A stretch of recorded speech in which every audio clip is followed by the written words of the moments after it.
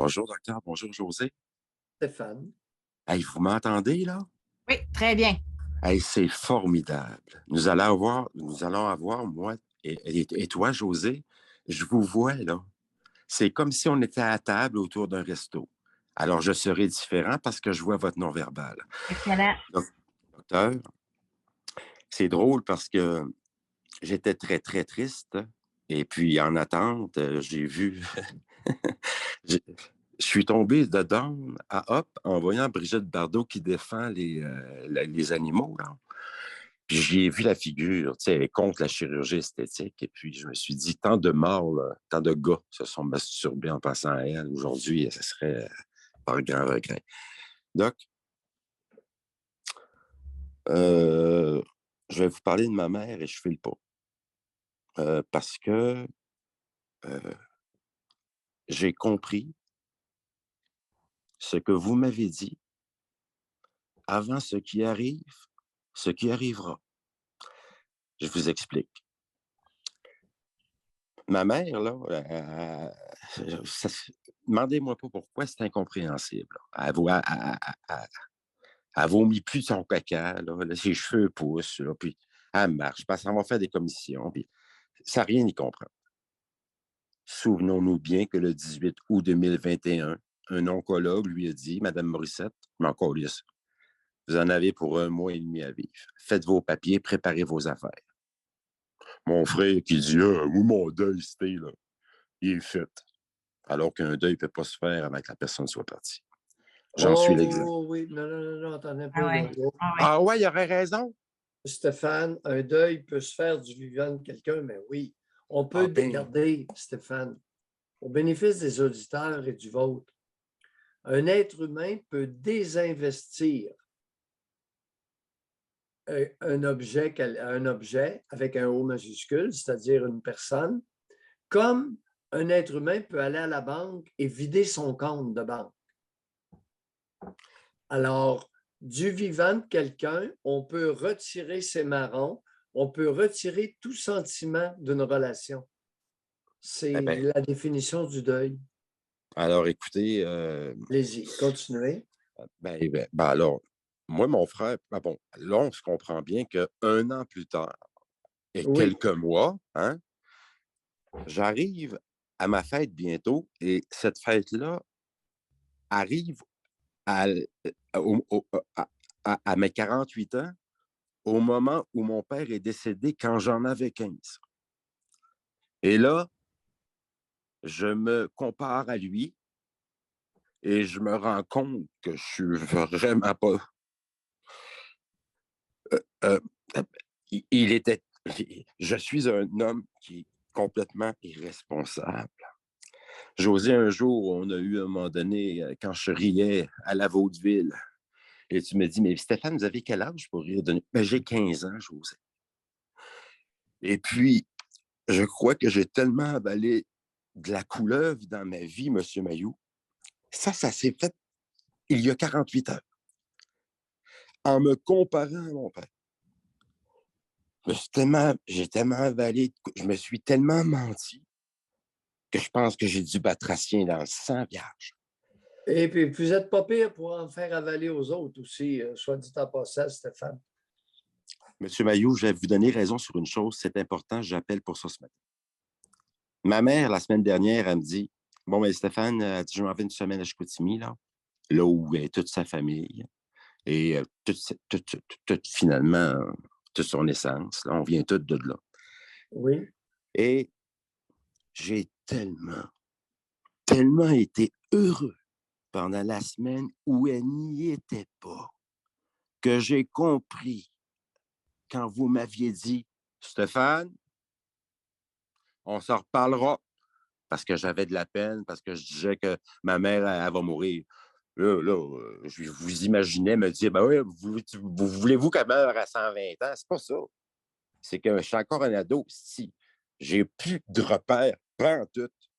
En passant, j'ai arrêté de travailler il y a 1 an. J'ai extrêmement peur de sortir de chez moi. J'ai arrêté de travailler par choix et je me fais vivre moi-même.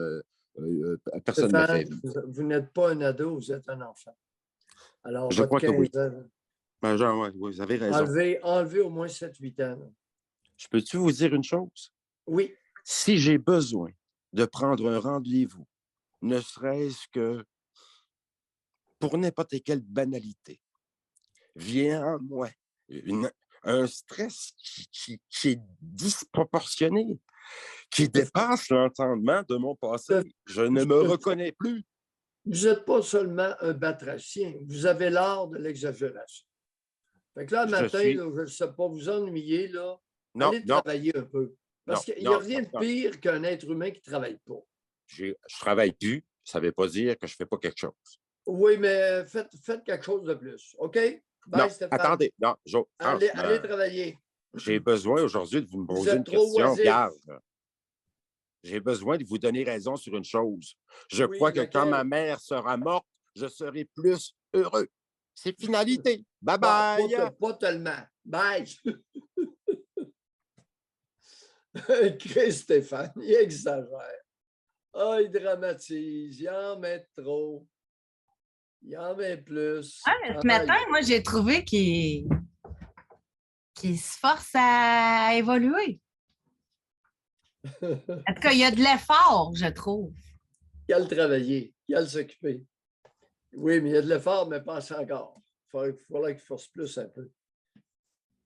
Tu sais, il y a une différence entre l'oisiveté, rien crisser dans la vie, perdre son temps, perdre sa vie et se doter de moments de réflexion. La plupart des parents ne comprennent pas ça chez leurs enfants. Entre l'oisiveté et la tranquillité qui peut devenir créatrice. Je 100%. Pour Stéphane et pour beaucoup de monde. Ce n'est pas parce qu'un enfant semble rien faire qu'il ne fait rien. Oui, oui, oui. Ah oui, je suis tellement d'accord avec ça.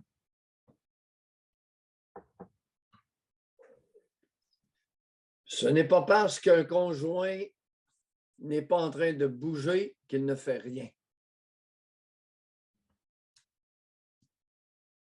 Mm. Il peut ne rien faire physiquement et mentalement. Oui. Ce n'est pas parce que quelqu'un, un jeune, joue sur son jeu Nintendo. J'imagine la femme de répondre, parce que là, vous avez dit un conjoint, là. Fait que j'imagine la conjointe de répondre OK, ma manée, il va falloir que ça paraisse. Vous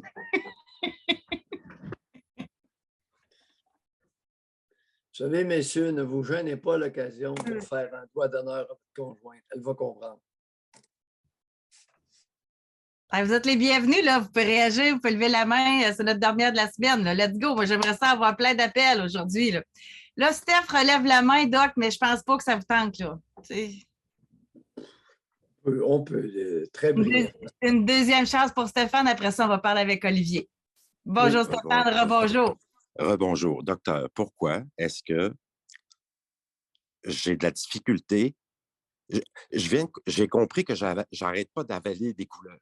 Donc, je me mens moi-même éperdument. Pourquoi? Et vous en faites avaler autant aux autres. Mais pourquoi? Oui. Pourquoi, docteur? Vous voulez que je réponde à ça? Ah, j'aimerais tellement, je cherche. Non. Mais j'ai de la difficulté à savoir ce qui est vrai du pas vrai.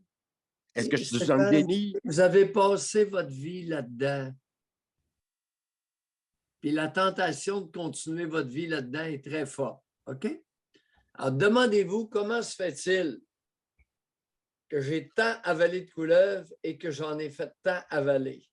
N'y aurait-il pas dans ce jeu un plaisir certain? Bye, Stéphane. Oui, mais s'il y a un plaisir certain, M. Maillot. Des bénéfices certains. Bye, Stéphane. Mais...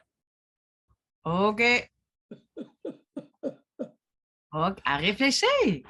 On ne peut pas être 48 ans, avaler des couleuvres, puis faire avaler des couleuvres sans qu'il y ait un bénéfice psychologique, émotionnel, sentimental quelconque. Alors, et c'est la principale couleuvre qui essaie beaucoup d'analyser, qui me consulte, de me faire avaler. Autant vous le dire.